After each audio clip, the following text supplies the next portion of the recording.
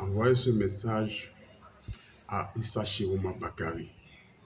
Il faut qu'il sache que le soulèvement populaire de la jeunesse du Cameroun n'est pas l'initiateur, c'est juste une succession des événements tragiques et du ras-le-bol des Camerounais.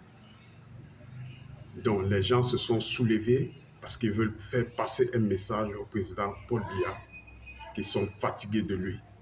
Et ça a coïncidé que l'opposition, beaucoup ont dit qu'ils étaient déjà du côté de Paul Biya, même avant d'avoir perdu les élections.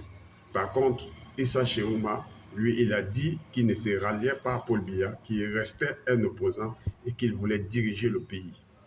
Du coup, comme la masse n'a pas su qui s'accrocher, on a préféré s'accrocher sur Issa Chiroma Bakary. Mais l'opposant pour lequel les Camerounais peuvent sortir de manière massive, c'est Maurice Kamto. Mais comme il n'a pas fait partie de la course, il n'y avait pas une porte de sortie. Mais cela ne veut pas dire que Issa Chiroma, la population est sortie parce qu'ils t'aiment et ils veulent de toi un président pour les gouverner. Non, c'est faux. C'est faux parce que avant, toi, tu faisais partie de ce régime et pendant que tu étais dans ce régime, tu as laissé tomber ton masque et les gens savent qui tu es.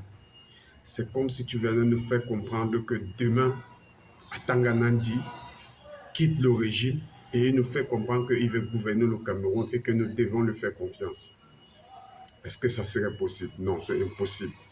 Parce que même Paul Biya que nous condamnons, il n'est pas aussi dur et impoli et insolent avec son peuple comme vous le faites quand vous avez le pouvoir de vous exprimer face à votre population.